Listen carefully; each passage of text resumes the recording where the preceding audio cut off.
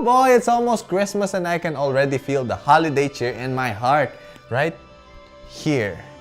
Anyways, with the holidays coming up, I figured I would make a video where we would talk about my top 5 laptops for under $1,500. So I specifically made this video so that you guys know which laptops to ask from your loved ones, or which laptops should you give for yourselves. Or if you guys have been good girls and boys, you can give Santa the specific model number and the specs of the laptop that you desire and he might just bring it to you. Anyways, before we proceed, all the prices I'm about to mention is based on the prices here in the Philippines.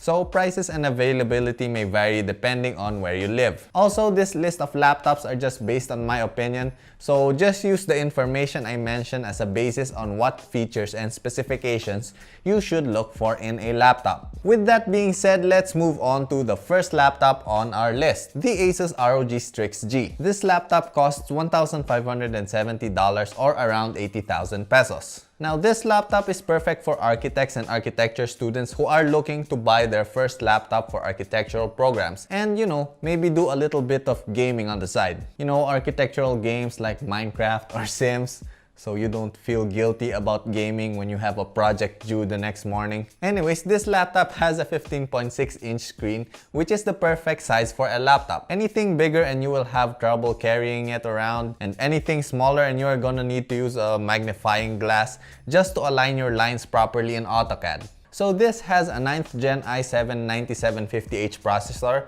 which has 6 physical cores and 12 threads. Which means you get more cores for multitasking, so you can switch between AutoCAD and SketchUp with no problem. And you will also get faster render speeds for CPU-intensive renderers like V-Ray. As for the RAM, you get 8 gigs of RAM, which is all you need for everyday Revit and AutoCAD tasks. Just make sure you don't have too much Google Chrome tabs open. You know, that browser just eats up RAM like crazy. So for the graphics card, this laptop has a GTX 1650 NVIDIA graphics card, which has 4 GB of VRAM. Basically, what that means is that this can handle 3D models with lots of faces and will make revolving in SketchUp or Revit buttery smooth. Cause let's be honest guys, 50% of your time 3D modeling is spent rotating your 3D model around. Like this video if you're guilty of this or you know someone who is guilty of this.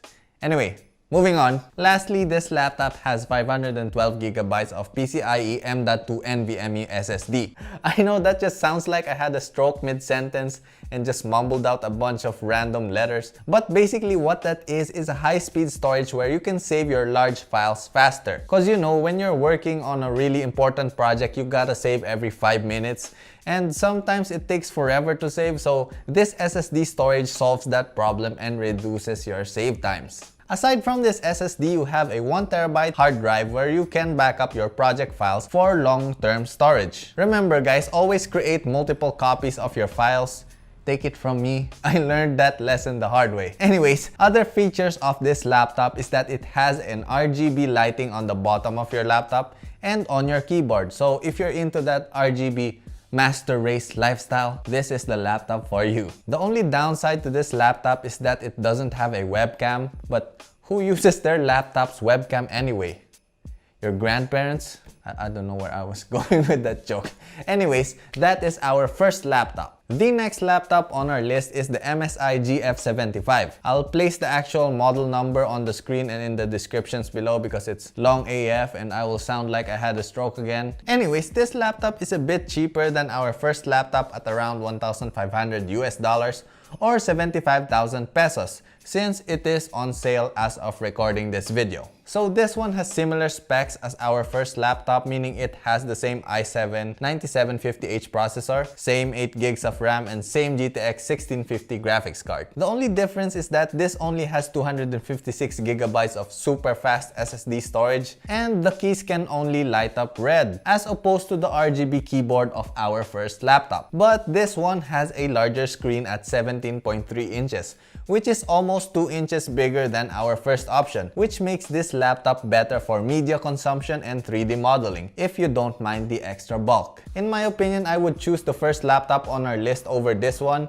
because of the better specs, but when it comes to the looks, I prefer this MSI laptop because it has a sleeker and more professional look to it.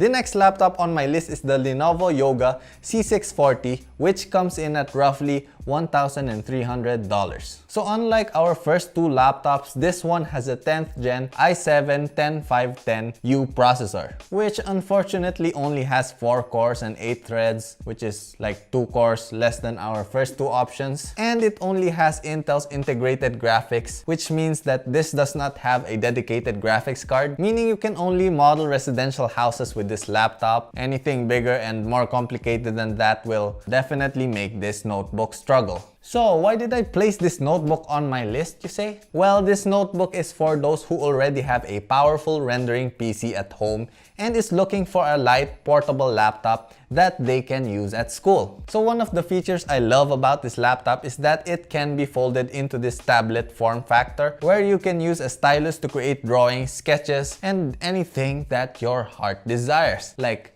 weird Sasuke drawings or stuff like that. Anyways, if you're looking for a laptop that perfectly complements your rendering PC at home, this Lenovo laptop is a great choice you should look into.